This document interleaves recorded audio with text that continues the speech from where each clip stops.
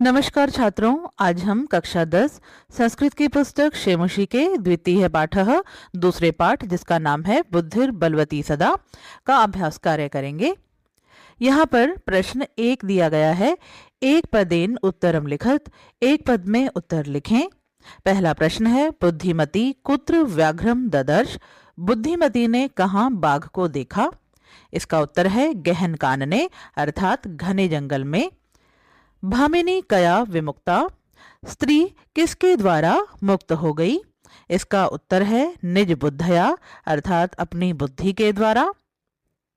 सर्वदा सर्वकार्येषु का बलवती, हमेशा सभी कार्यों में कौन बलवती है? उत्तर है बुद्धि। व्याघ्रः कस्मात् बिभेति, बाघ किससे डरता है? उत्तर है मानुषात् अर्थात मनुष्य से। प्रत्युत्पन्नमति बुद्धिमती कम अक्षिपंती उवाच, तुरंत बुद्धि वाली बुद्धिमती ने किसको झिड़कते हुए कहा? इसका उत्तर है जम्बुकम अर्थात सियार को। इसके बाद प्रश्न 2 है, अधोलिखिता नाम प्रश्ना नाम उत्तराणि संस्कृत भाषया लिखत, नीचे दिए गए प्रश्नों के उत्तर संस्कृत भाषा में लिखें। पहला प्रश्न है, बुद्धिमती केन उपेता पितुर्गृहम प्रति चलिता, बुद्धिमती किन के साथ पिता के घर की ओर चली? उत्तर है बुद्धिमती पुत्र द्वयेन उपेता पितुर्गृहम प्रति चलिता, बुद्धिमती 2 पुत्रों के साथ पिता के घर की ओर चली। व्याघ्रः किम विचार्य पलायितः, बाघ क्या सोचकर भाग गया? उत्तर है व्याघ्रः इयं व्याघ्रमारी इति विचार्य पलायितः, बाघ यह बाघ को मारने वाली है ऐसा सोचकर भाग गया। लोके महतो भयात कह मुच्यते, संसार में महान भय से कौन मुक्त होता है? उत्तर है लोके महतो भयात बुद्धिमान मुच्यते, संसार में महान डर से बुद्धिमान मुक्त होता है। जम्बुकः किम वदन व्याघ्रस्य उपहासम करोति, सियार ने क्या कहते हुए बाघ का उपहास किया? उत्तर है जम्बुकः भवान कुतः भयात पलायितः इति वदन व्याघ्रस्य उपहासम करोति, सियार आप कहाँ से डरकर भाग रहे हो ऐसा कहते हुए बाघ का उपहास करता है। बुद्धिमती श्रीगालम किम उक्तवती, बुद्धिमती सियार को क्या कहती है? बुद्धिमती श्रीगालम उक्तवती, बुद्धिमती श्रीगाल को कहती है, रे रे धूर्त, अरे धूर्त, त्वया मह्यम पुरा व्याघ्रत्रयम दत्तम, तुम्हारे द्वारा मुझे पहले 3 बाघ दिए गए। विश्वास्य अद्य, यहाँ पर यह है विश्वास्य, अद्य एकमेव आनीय, विश्वास दिलाकर आज एक ही लाए हो। कथम यासी, क्यों जाते हो? इति अधुना वद, अब यह बताओ। प्रश्न 3 है, स्थूल पदम आधृत्य प्रश्न निर्माणम कुरुत, स्थूल पद को आधार बनाकर प्रश्न का निर्माण करें। यहाँ पर पहला वाक्य है, तत्र राजसिंहो नाम राजपुत्रः वसति स्म, वहाँ राजसिंह नामक राजपुत्र रहता था। यहाँ पर स्थूल पद है राजसिंहो अर्थात हमें राजसिंहो शब्द के स्थान पर प्रश्नवाचक पद का प्रयोग करना है। यहाँ पर प्रश्न बनेगा वहां किस नाम का राजपुत्र रहता था, तो यहाँ पर हम प्रयोग करेंगे किम पद का, क्योंकि ये जो नाम शब्द है यह एक नपुंसक लिंग शब्द है, तो यहाँ पर हम किम का प्रयोग करेंगे। तत्र किम नाम राजपुत्रः वसति स्म और अंत में प्रश्नवाचक चिन्ह लगाएंगे। इसके बाद है बुद्धिमती चपेटया पुत्रौ प्रहृतवती, यहाँ पर स्थूल पद है चपेटया, बुद्धिमती चपत से पुत्रों पर प्रहार करती है। प्रश्न बनेगा बुद्धिमती किससे पुत्रों पर प्रहार करती है, तो यहाँ पर होगा बुद्धिमती कया पुत्रो प्रहृतवती और अंत में प्रश्नवाचक चिन्ह। इसके बाद है व्याघ्रम दृष्ट्वा धूर्तः श्रीगालः अवदत्, बाघ को देखकर धूर्त सियार ने कहा। यहाँ पर स्थूल पद है व्याघ्रम, प्रश्न बनेगा किसको देखकर धूर्त सियार ने कहा, तो यहाँ पर हम व्याघ्रम के स्थान पर प्रयोग करेंगे कम पद का, कम दृष्ट्वा धूर्तः श्रीगालः अवदत्। इसके बाद है त्वम मानुषात् विभेषि, तुम मनुष्य से डरते हो। यहाँ पर स्थूल पद है मानुषात्, प्रश्न बनेगा तुम किससे डरते हो, तो यहाँ पर हम कस्मात का प्रयोग करेंगे, त्वम कस्मात विभेषि, अंत में प्रश्नवाचक चिन्ह। इसके बाद है पुरा त्वया मह्यम व्याघ्र त्रयम दत्तम। पहले तुम्हारे द्वारा मुझे 3 बाघ दिए गए। यहाँ पर स्थूल पद है मह्यम, तो यहाँ पर प्रश्न बनेगा पहले तुम्हारे द्वारा किसे 3 बाघ दिए गए। तो यहाँ पर हम प्रयोग करेंगे कस्मै पद का, पुरा त्वया कस्मै व्याघ्र त्रयम दत्तम। अंत में हम प्रश्नवाचक चिन्ह लगाएंगे। इसके बाद प्रश्न 4 है अधोलिखितानि वाक्यानि घटनाक्रमानुसारेण युज्यत। नीचे लिखे गए वाक्यों को घटना के क्रम के अनुसार लिखिए। अर्थात कहानी में जो वाक्य पहले आया है उसे हम पहले लिखेंगे और बाद में आने वाले वाक्य को बाद में। यहाँ पर पहले हम वाक्य देख लेते हैं। पहला वाक्य है व्याघ्रः व्याघ्रमारी इयमिति मत्वा पलायितः। बाघ, यह बाघ मारने वाली है ऐसा सोचकर भाग गया। प्रत्युत्पन्नमतिः सा श्रीगालम अक्षिपन्ति उवाच।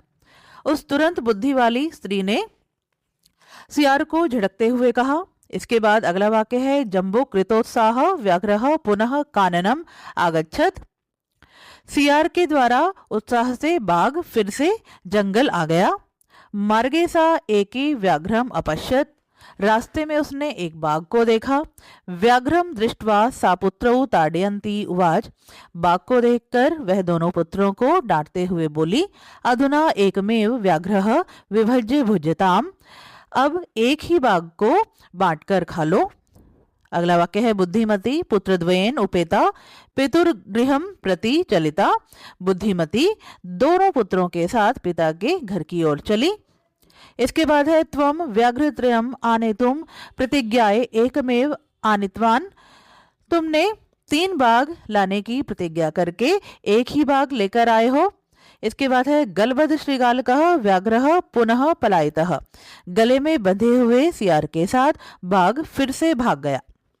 अब हम देखेंगे सबसे पहले नंबर पर जो वाक्य घटना के अनुसार आना चाहिए वो है ये वाक्य च बुद्धिमती पुत्रद्वयेन उपेता पितुर्गृहम प्रति चलिता। इसके बाद वाक्य आएगा मार्गे सा एकम व्याघ्रम अपश्यत। इसके बाद नंबर 3 पर वाक्य आएगा व्याघ्रम दृष्ट्वा सा पुत्रौ ताडयन्ती उवाच। अधुना एकमेव व्याघ्रः विभज्य भुज्यताम। इसके बाद वाक्य आएगा व्याघ्रः व्याघ्रमारी इयमिति मत्वा पलायितः। इसके बाद आने वाला वाक्य है जम्बो कृतोत्साह व्याघ्रः पुनः काननम आगच्छत। इसके बाद आएगा प्रत्युत्पन्नमतिः सा श्रीगालम अक्षिपन्ति उवाच। अगला वाक्य होगा त्वम व्याघ्रत्रयम आनेतुम प्रतिज्ञाए एकमेव आनित्वान। और अंत में वाक्य आएगा गलबद्ध श्रीगालकः व्याघ्रः पुनः पलायितः।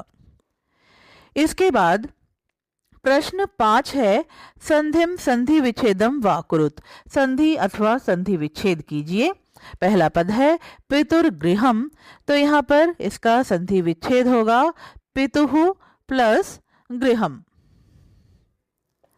इसके बाद है एक एकः, तो यहाँ पर संधि विच्छेद होगा एक प्लस एकः।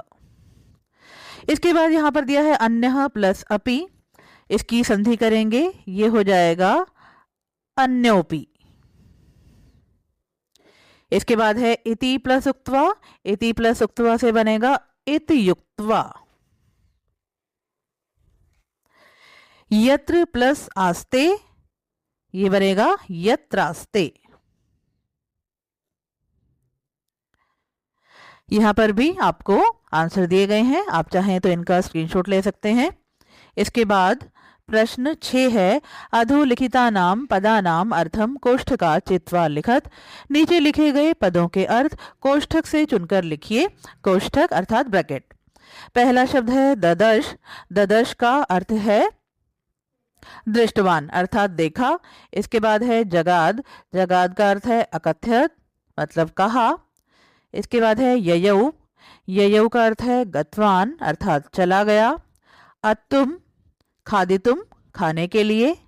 मुच्यते मुक्तो भवति मुक्त होता है। इक्षते पश्यति देखता है। यहाँ पर आंसर दिए गए हैं, आप यहाँ से भी देख सकते हो इन्हें। इसके बाद प्रश्न 7 है पाठात चित्वा पर्याय पदम लिखत। पाठ में से चुनकर पर्यायवाची पद लिखिए। पहला पद है वनम। वनम का पर्याय जो पाठ में है वो है काननम। इसके बाद है श्रृगालः। श्रृगालः का पर्यायवाची पद है जम्बुकः। ये पाठ में से चुने गए हैं। इसके बाद है शीघ्रम। शीघ्रम का पर्याय है सत्वरम। इसके बाद है पत्नी। पत्नी का पर्यायवाची शब्द भार्या। इसके बाद है गच्छसि। गच्छसि का पर्यायवाची पद है यासी। यहाँ पर आपको उत्तर दिए गए हैं। इसके बाद प्रश्न 7 का दूसरा भाग है पाठात् चित्वा विपरीतार्थकम पदम लिखत। पाठ से चुनकर विपरीतार्थक पद लिखें। यहाँ पर पहला पद है प्रथमः। प्रथम का विपरीतार्थक है द्वितीयः। प्रथम का अर्थ है पहला, द्वितीय का अर्थ है दूसरा। इसके बाद है उक्त्वा। उक्त्वा का विपरीतार्थक होगा श्रुत्वा। उक्त्वा का अर्थ होता है कहकर, श्रुत्वा का अर्थ है सुनकर। इसके बाद है अधुना। अधुना का विपरीतार्थक है पश्चात। अधुना का अर्थ है अब, पश्चात का अर्थ बाद में। इसके बाद है अवेला। अवेला का विपरीतार्थक वेला। अवेला का अर्थ है असमय, वेला का अर्थ समय। इसके बाद है बुद्धिहीना। बुद्धिहीना का विपरीतार्थक होगा बुद्धिमती।